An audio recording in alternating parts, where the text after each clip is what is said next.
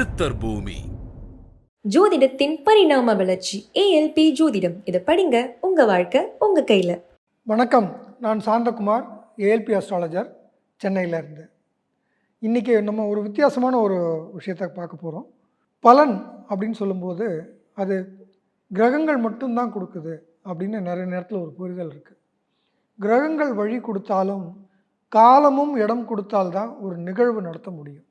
இப்போ நமக்கு நிறைய நேரத்தில் பகீரத பிரயத்தனம் பண்ணுவோம், ஆனால் கிரகங்கள் அமைப்பு பார்த்திங்கன்னா நல்லா தான் இருக்கும். ஆனாலும் அந்த செயல்பாடு ஒரு முழுமை பெறாமல் அறகுறையாக நிற்கிறத பார்க்கலாம். இதுக்கு கால நிர்ணயம் பண்ணுறது ரொம்ப முக்கியம்.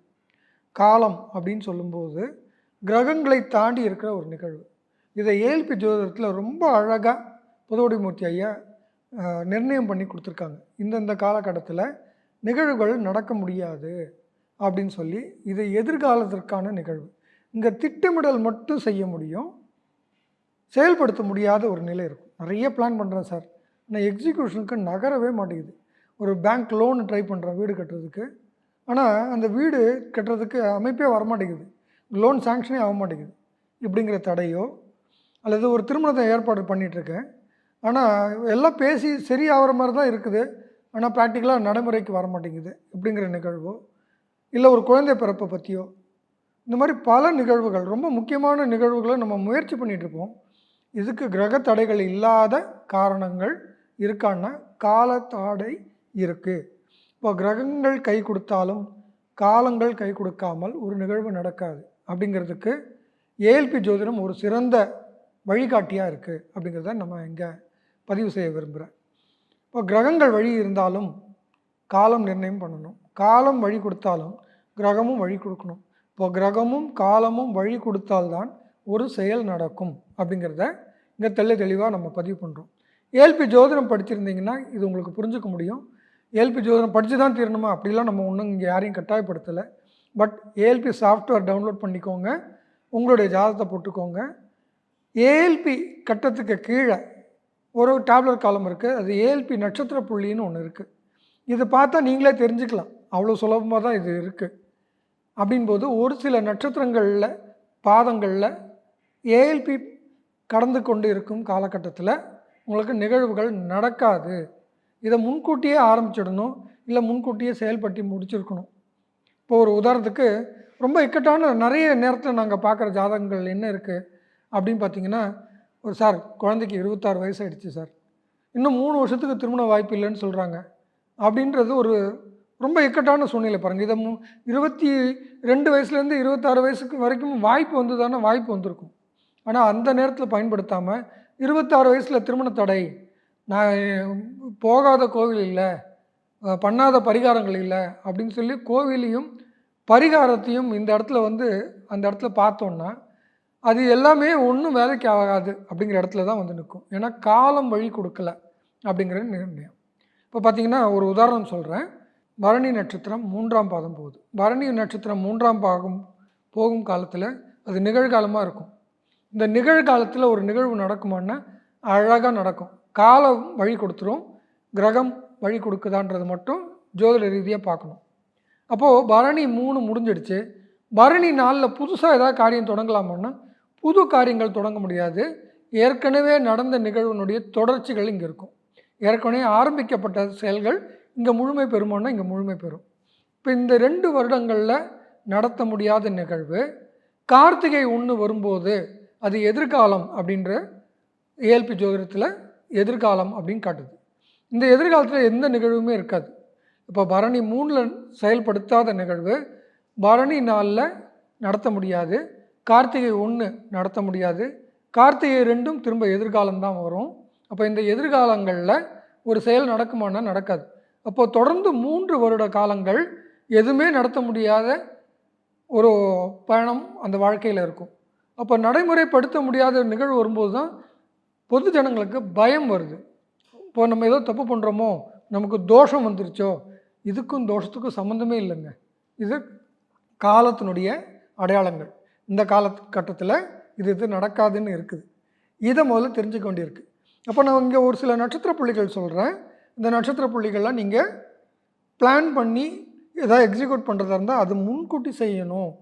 அல்லது காலம் கடந்து தான் செய்யணும்னா காலம் கடந்து தான் செய்ய முடியும். அப்போ காலம் ஒத்து வர்றது ரொம்ப முக்கியம் அப்படிங்கிறத இங்கே நிகழ்வாக பண்ணுறேன்.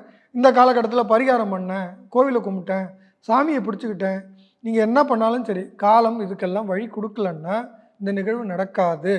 அது குழந்தை பிறப்பாக இருக்கட்டும், இல்லை ஒரு தொழில் தொடங்குறதா இருக்கட்டும், இல்லை வீடு கட்டுறதா இருக்கட்டும், இல்லை கடனாகட்டும், இது எல்லாமே திட்டமிட வேண்டிய அவசியம் இருக்குது. அதுக்காக தான் ஜோதிடமே படிக்க சொல்கிறோம். சரி, படிக்கலை பரவாயில்ல, உங்களுக்கு இந்த நேரத்தில் அட்லீஸ்ட்டு படபடப்பும் ஏன் நடக்கலைன்ற பயமும் உங்களுக்கு தேவையே இல்லை. இந்த இடத்துல இது நடக்காதுன்னு புரிஞ்சுக்கிட்டு அதை ஏற்றுக்கிற பக்குவத்தை மட்டும் எடுத்துக்கிட்டு நீங்கள் இந்த காலத்தை கடந்து வந்து திரும்ப அடுத்து என்ன செய்யணுமோ அதை செய்யலாம். இப்போ அந்த மாதிரி காலகட்டங்களை உங்களுக்கு விளக்கம் சொல்ல போகிறேன் இந்த வீடியோ மூலிமா. ஏஎல்பி ஜோதிடம் பிரகாரம் பரணி 3 அப்படிங்கிறது நிகழ்காலம். இந்த நேரத்தில் நல்ல நிகழ்வுகள் இப்போ திட்டமிட்டு இப்போ செயல்படுத்தக்கூடிய நிகழ்வுகள். பரணி 4 இது ஏற்கனவே பரணி 3ல் ஆரம்பிச்சிருந்தால் பரணி 4ல் தொடர்ந்து செயல்படுத்துக்கான வாய்ப்புகள் இருக்கும். இந்த 2 வருடமும் விட்டுட்ட பிறகு நீங்கள் கார்த்திகை 1ல் புதுசாக ஏதாவது முயற்சி பண்ணால் அங்கே ஒன்றுமே நடக்காது. சரிங்களா? கார்த்திகை 2 போகும்போதும் திரும்ப எந்த காரியங்களும் நடக்காது. இது ரெண்டுமே எதிர்காலம். இப்போ தொடர்ந்து 2 வருடங்கள் எதிர்காலம் வர்றதுனால 4 வருஷமாக நான் பிளான் பண்ணுறேன் அப்படின்னு சொல்லி 4 வருஷத்துக்கு நீங்கள் என்ன பரிகாரம் பண்ணாலும் சரி, என்ன சாமி கும்பிட்டாலும் சரி, இது தோஷம் சம்மந்தப்பட்ட நிகழ்வு இல்லை. இதை முதல்ல தெளிவாக புரிஞ்சுக்குவோம். இது தோஷத்துக்கு பரிகாரம் பண்ணுறேன் அப்படின்னு செலவு பண்ணுறதோ எந்த முயற்சியுமோ இங்கே செயல்படாது. கார்த்திகை 2, கார்த்திகை 3 இந்த நட்சத்திர புள்ளியில் நீங்கள் பார்த்துக்கலாமா? ஏஎல்பி ஜோதிடம் சாஃப்ட்வேரை டவுன்லோட் பண்ணுங்கள். அது ஃப்ரீ சாஃப்ட்வேர் தான். உங்கள் பிறந்த தேதி, நேரம், பிறந்த ஊரை அதை பதிவு பண்ணுங்கள். கார்த்திகை 1ன்னு காட்டுது. இப்போ ஒன்றும் நடக்காதுன்னு புரிஞ்சுக்கோங்க. இதுக்கு பரிகாரம் பண்ணுறதோ செலவு பண்ணுறதோ எந்த விதமான பிரயோஜனமும் இல்லை.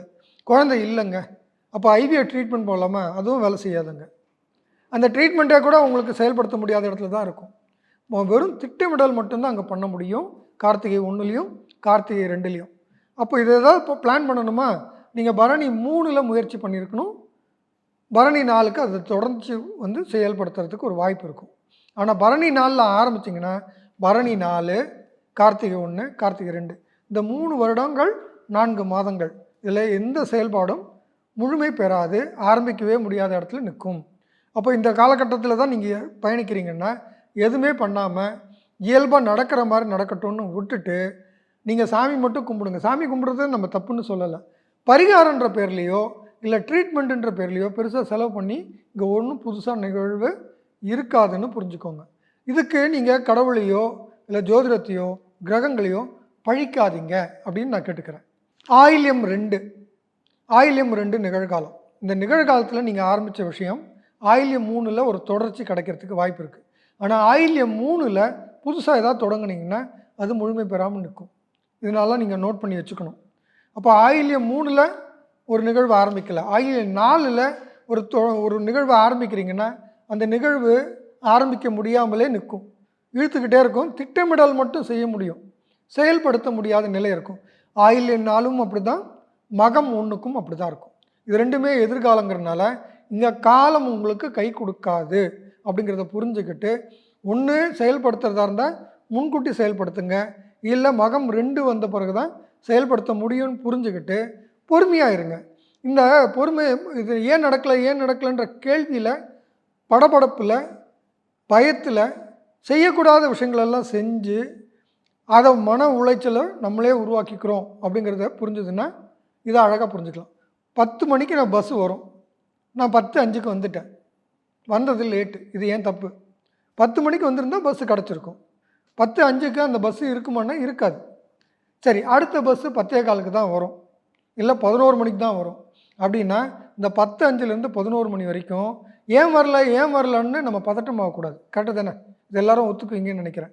இது பஸ்ஸினுடைய தப்போ என்னுடைய தப்போ இல்லை. நான் லேட்டாக வந்தது என்னுடைய தப்பு, அது வேறு விஷயம். சரி, இப்போ பஸ்ஸினுடைய தப்போ சொல்லி என்ன பிரயோஜனம்? இல்லை டிரைவரை குறை சொல்லி என்ன பிரயோஜனம்? இல்லை பக்கத்து நிற்கிறவங்க கிட்டலாம் கோபப்பட்டு என்ன பண்ண போகிறோம்? அந்த சூழ்நிலையை இன்னும் நம்ம மோசமாக்கிக்கிறோம். இதை பண்ணாதீங்க. அந்த இடத்துல பொறுமையாக இருங்க. அந்த 11 மணினா 11 மணிக்கு தான் அந்த பஸ்ஸு வர முடியும், அதுக்கு முன்னாடி வராது. வர்ற பஸ்ஸு எப்படி இருக்குன்றது கிரகம் நிர்ணயிக்கும். வர்ற பஸ்ஸு நான் ஏறணுமா வேண்டாமான்ற வாய்ப்பு எனக்கு இப்போ தான் ஒரு 11 மணிக்கு தான் வர முடியும். அதுக்கு முன்னாடி வர முடியாது. இதை வந்து மேஜிக் ஷோ மாதிரி ஏதோ பரிகாரம் பண்ணி முன்னாடியே வர வைக்க முடியுமான்னு கேட்காதீங்க.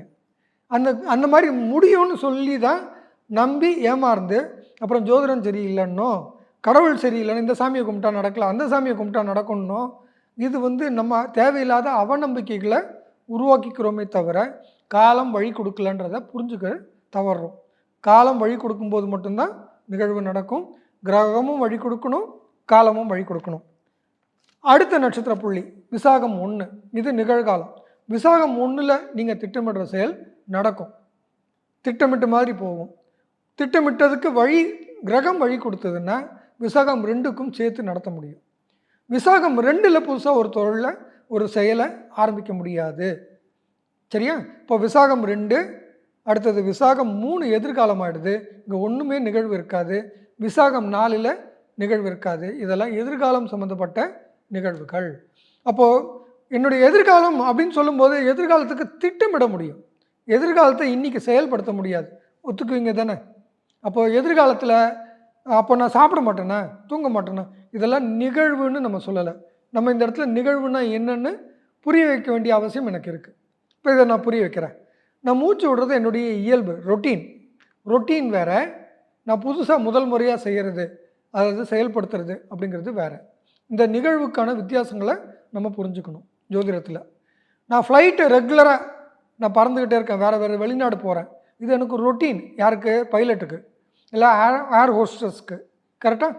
ஆனால் நான் முதல் முறையாக வெளிநாடு பயணம் பண்ணுறேன் ஒரு விமானத்தில் அப்படிங்கிறது எனக்கு புது நிகழ்வு. அது இந்த புது நிகழ்வுகள் இங்கே இருக்காது அப்படின்னு புரிஞ்சுக்கோங்க.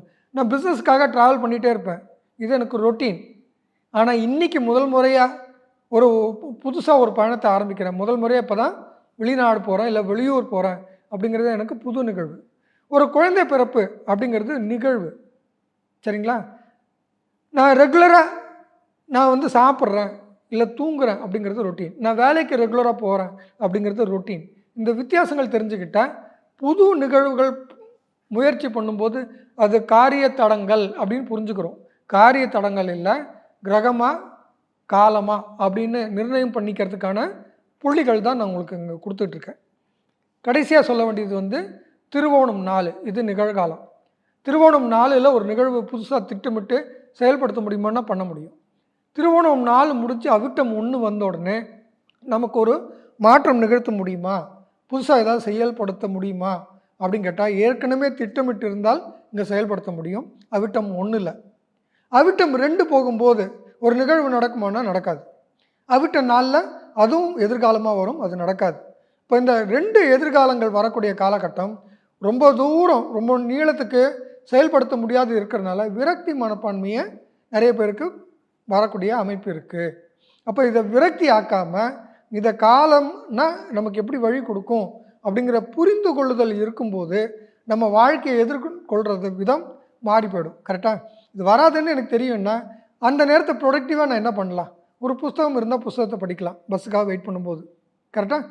இல்லை பக்கத்தில் இருக்க இன்னொரு நட்பை உருவாக்கிக்கலாம். இல்லை இன்னொரு வேலை ஏதாவது செயல்படுத்த முடியும். ஒரு 1/2 மணி நேரத்துக்கு எனக்கு வேலை இருக்குது, அந்த 1/2 மணி நேரத்தில் அந்த வேலைகள் எல்லாம் செயல்படுத்தி முடிக்கலாம். நான் 10:05க்கு வந்ததே சாப்பிடாமல் வந்துட்டேன், 11 மணிக்கு தான் அடுத்த பஸ்ஸு. நான் என்ன பண்ணலாம்? போய் சாப்பிட்டுட்டு வந்து திரும்ப நான் பஸ்ஸுக்காக வெயிட் பண்ணலாம். அப்படி உங்களுடைய நேரத்தை ப்ரொடக்டிவாக மாற்றிக்கிறதுக்கான விஷயங்கள் பண்ணிக்கிறதுக்கு அதை பயன்படுத்தணுமே தவிர நீங்கள் புதுசாக காரியம் தொடங்கி அது நடக்கலைன்னு விரக்திக்கு போக வேண்டிய அவசியம் இல்லை. கரெக்டாக? அப்போ இந்த கால நிர்ணயம் ஜோதிடத்தில் மிக முக்கியமான விஷயம். ஏஎல்பி முறை மிக தெளிவாக துல்லிதமாக யார் வேணாலும் புரிஞ்சு கொள்ளக்கூடிய அளவுக்கு ரெடிமேடாக கொடுத்துருக்கு இந்த சாஃப்ட்வேர். இப்போ சாஃப்ட்வேர் இது வெறும் சாஃப்ட்வேராக பார்த்தீங்கன்னா உங்களுக்கு ஒன்றும் புரியாது. வெறும் கட்டம்னா கட்டம் புரியாது. பட் ஜோதிடம் படிச்சிருந்தீங்கன்னா இன்னும் ஈஸியாக புரியும்.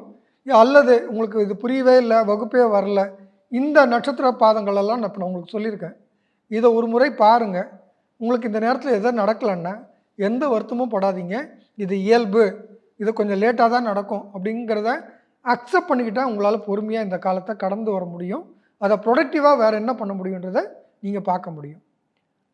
ஜோதிடத்தை பயன்படுத்தி உங்கள் வாழ்க்கையை நீங்கள் ஒளிமயமாக்கிறதுக்கு ஏஎல்பி மிக துல்லியமாக உங்களுக்கு வழி காட்டுது. இதுக்காக பொதுவுடைமூர்த்தி ஐயாவுக்கு இன்னொரு முறை நன்றி சொல்லிக்கிறேன். நன்றி, வணக்கம். ஜோதிடத்தின் பரிணாம வளர்ச்சி ஏஎல்பி ஜோதிடம். இதை படிங்க, உங்க வாழ்க்கை உங்க கையில.